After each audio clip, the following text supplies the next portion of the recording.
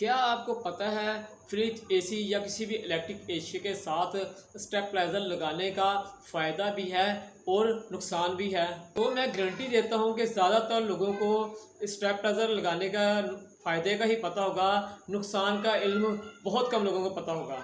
हमें इस चीज़ का इल्म होना चाहिए कि इलेक्ट्रिक एशिया मसलन फ्रिज, एसी, वाटर कूलर या मेन घर की सप्लाई जिसमें हम स्टेबलाइजर लगा देते हैं, क्या हमें उनके साथ स्टेबलाइजर लगाना चाहिए या नहीं लगाना चाहिए। अगर लगाना चाहिए तो कब लगाना चाहिए इलेक्ट्रिक एशिया के साथ स्टेबलाइजर। कितने वाट कम है तो लगाएं, कितने वाट आ रहे हैं तो स्टेबलाइजर की ज़रूरत नहीं। क्या स्टेबलाइजर लगाने से हमारे बिजली के बिलों में इजाफा होता है। क्या स्टेबलाइजर लगाने से हमारी इलेक्ट्रिक एशिया जो जिसके साथ स्टेबलाइजर लगा है क्या वो ख़राब भी हो सकती है। तमाम बातों पर तफसील से बात करेंगे इस वीडियो में और मैं आपको प्रैक्टिकल करके दिखाऊंगा कि स्टेबलाइजर लगाने का हमें क्या क्या फ़ायदे हैं और क्या क्या नुकसान। फ्रेंड चलते हैं वीडियो की तरफ।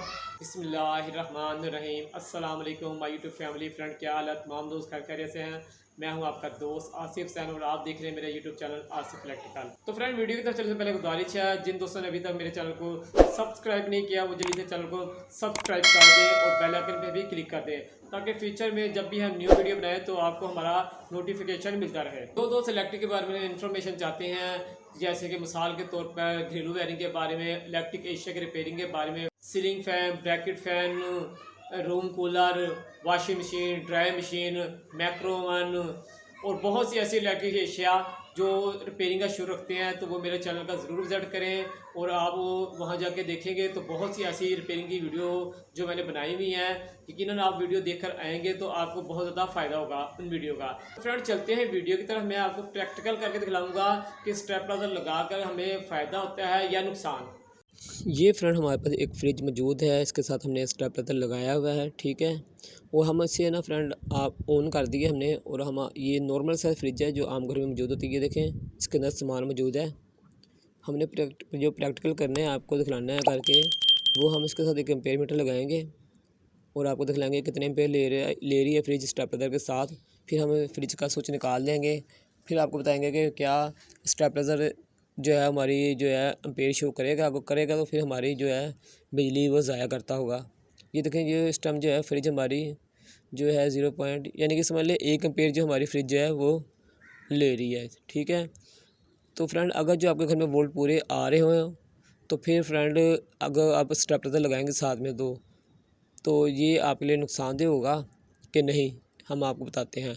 अगर जो आपके घर में वोल्ट पूरे आ रहे हैं तो हम इसका स्विच निकालेंगे अब फ्रिज का।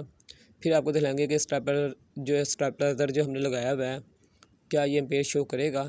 तो स्विच हम इसका पीछे से फ्रिज का निकाल देते हैं और फिर आपको दिखलाते हैं हम एम्पेयर इसके।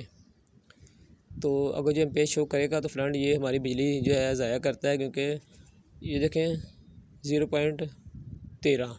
तो इसकी कैलकुलेशन आप कर लेना, लिंक में नीचे दे दूँगा वीडियो का, जो मैंने एक वीडियो बनाई है कि 1 घंटे में ये स्टेबलाइजर जो है कितनी हमारी बिजली ज़ाया कर रहा है, तो आप कैलकुलेशन खुद कर लेना। तो फ्रेंड अगर जो आपके हम फ्रिज को दोबारा ऑन कर देते हैं, अगर जो आपके घर में वोल्ट पूरे आ रहे हैं 200 से 230 तक वोल्ट आ रहे हैं तो आपको स्टेबलाइजर जो घर में लगाने की ज़रूरत नहीं, ना मेन सप्लाई पे लगाने की। ये देखें ये छोटा है एक स्टेबलाइजर और आपकी कितनी बिजली दे रहा है। और जब आपने घर में जो लगाए होते हैं बड़े स्टेबलाइजर मेन सप्लाई पे तो वो कितनी हमारी बिजली ज़ाया करेगा। तो दोबारा हमने फ्रिज चला दिया है और एक और प्रैक्टिकल हम करके दिखाते हैं आपको। फ्रेंड एक स्टेबलाइजर हमारे पास और मौजूद है, ये देखें जब तक ये ऑन होता है हमने स्विच लगा दिया है, जब तक हम और आपको कोई इन्फॉर्मेशन दे दें।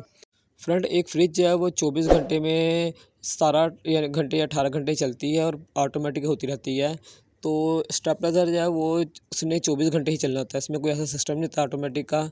तो ये हमारी 24 घंटे ही बिजली जो है वो ज़ाया करता है। अगर जो आपके घर में वोल्टेज पूरे आ रहे हों 200 से 230 तो आपको स्टेबलाइजर की ज़रूरत नहीं है। आप वो ज़्यादा है तो आप मुहाफ़िज़ लगा लें। आप अगर जो आपके यहाँ कभी कभार वोल्टेज अप या डाउन होते हो तो फिर आप इसके साथ मुहाफ़िज़ लगा लें। मुहाफ़िज़ जो है वो बिजली जो हमारी ज़ाया नहीं करता और हमारी जो इलेक्ट्रिक एशिया के है उसकी सेफ्टी होती है मुहाफ़िज़ से। तो ये स्टेबलाइजर हमारा ऑन हो गया, हम इसके साथ लगाते हैं वोल्ट मीटर और आपको दिखाते हैं क्या फ़ॉल्ट है। ये देखिए फ्रेंड ये स्टेबलाइज़र जो है इसके वोल्टेज जो है वो बरकरार नहीं रह रहे, कम ज़्यादा करी जा रहा है, कम ज़्यादा कम कर रहा है ये वोल्टेज। और ये फ्रेंड हमारे फ्रिज के ऊपर लगा होता है और हमें पता नहीं चलता है कि कितने वोल्ट दे रहा है। अक्सर इसके मीटर भी जो है वो छोटे छोटे मीटर होते हैं और हमें पता नहीं चलता है, वो हम ना हमारी नज़र पड़ती है क्योंकि ये फ्रिज के ऊपर रखा होता है और हमारा ध्यान वहाँ कभी पड़ता नहीं है। जब पड़ता है जब फ्रिज हमारी बंद हो जाती है। तो ये देखें वोल्टेज जो है ज़्यादा और कम कर रहे हैं, तो ये हमारे फ्रिज के लिए नुकसानदेह होता है, इसलिए कि अक्सर इनके ट्रांसफार्मर जो है वो हीट हो जाते हैं और चल चल कर, और जब इसके ट्रांसफार्मर हीट हो जाएँ या इसके अंदर किट में मसला पड़ जाए तो वो वोल्टेज कम ज़्यादा करती रहती है किट। और ये हमारे जो है फ्रिज का कंप्रेसर जब जल जाता है फिर हमें पता चलता है कि ओहो ये क्या हो गया। जब मैकेनिक आकर कहता है कि जी आपका फ्रिज का कंप्रेसर जल गया है आपके स्टेबलाइज़र की वजह से, कि स्टेबलाइज़र ने वोल्ट ज़्यादा निकाले हैं।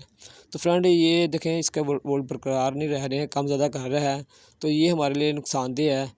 ना हम कभी चेक करते हैं फ्रिज के साथ जो स्टेबलाइज़र लगा है, हमें चेक करना चाहिए तकरीबन 2 या 3 महीने बाद वोल्ट जो है इसके चेक करने चाहिए एक वोल्ट मीटर से, कि स्टेबलाइज़र जो हमने लगा लिया है मजबूरी के तौर पर, हमारे वोल्ट कम आ रहे हैं तो कितने ये आउटर जो है वो वोल्ट निकाल रहा है। कई दफ़ा ऐसे होता है कि ये कम ज़्यादा भी करता है वोल्ट आउट पे, और कई दफ़ा ऐसे होता है कि ये ज़्यादा वोल्ट निकालता रहता है मुसलसल 270 300 तक ये वोल्ट ज़्यादा निकालता है। इसका ट्रांसफार्मर अगर हीट हो जाए तो फिर ये वोल्ट ज़्यादा निकालना शुरू कर देता है। तो आपको लाजमी 2 से 3 महीने बाद चेक करना चाहिए कितने ये आउट वोल्ट निकाल रहा है। अगर आपने मजबूरी के तहत स्टेबलाइज़र लगा लिए, आपके घर में वोल्ट कम आ रहे हैं, तो आप क्या करें, आप एक अच्छा जो है वोल्ट मीटर इसके साथ फिट करवाएं। जो आपने लगे छोटे छोटे मीटर लगे होते हैं इसके साथ वोल्ट मीटर, वो सुई वाले हल्के किस्म के, वो सही वोल्ट नहीं बता सकते कितने आ रहे हैं, वो अक्सर वो ख़राब होते हैं खुद, तो उन्होंने क्या बताना है कि कितने वोल्ट आ रहे हैं। तो आप अच्छा वाला एक वोल्ट मीटर डिजिटल लगवाएं इसके अंदर, स्टेबलाइज़र के अंदर, और वो आप 2 से 3 महीने में लाजमी चेक करें कि कितने वोल्ट वो निकाल रहा है। अगर जो वोल्ट कम ज़्यादा हो रहे हैं फिर भी मैकेनिक को चेक कराएँ।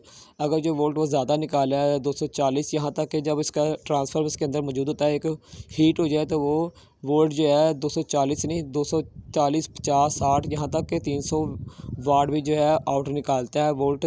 तो वो फ्रेंड आपके लिए जो है वोल्ट नुकसानदेह है ज़्यादा आना। आपके साथ जो भी इसके साथ चीज़ लगी होगी उसका कंप्रेसर जल जाएगा, वो आपके लिए बहुत ज़्यादा खर्चे का सबब बनेगा।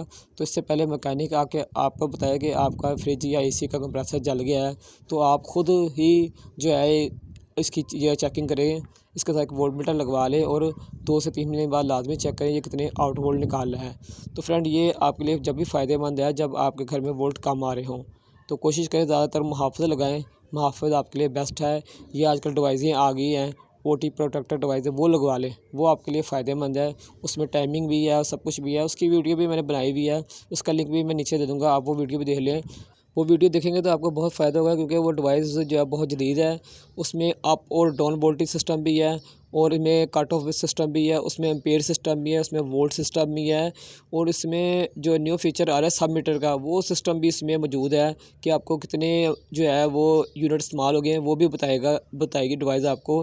तो फ्रेंड वो डिवाइस भी बहुत फ़ायदेमंद है, तो वो वीडियो भी आप देख लें तो आपको बहुत फ़ायदा इसका मिलेगा। तो फ्रेंड वीडियो ख़त्म करने से पहले गुजारिश है, जो दोस्त सुने मेरे चैनल पर न्यू आए हैं चैनल को ज़रूर, जिन्होंने अभी तक सब्सक्राइब नहीं किया वो सब्सक्राइब कर दें, और जिन्होंने लाइक नहीं किया वो लाइक भी कर दें। और वीडियो कैसी लगी कमेंट्स बॉक्स में ज़रूर अपनी मोहब्बत का इज़हार करें, और लाइक वीडियो को लाजमी कर दें, अपने दोस्तों में शेयर भी कर दें। तो फ्रेंड इजाज़त दें, आज तक के लिए इतना था। इंशाल्लाह एक नई वीडियो के साथ फिर आपकी खिदमत में हाजिर होंगे। जब तक के लिए इजाज़त दें, अल्लाह हाफिज़।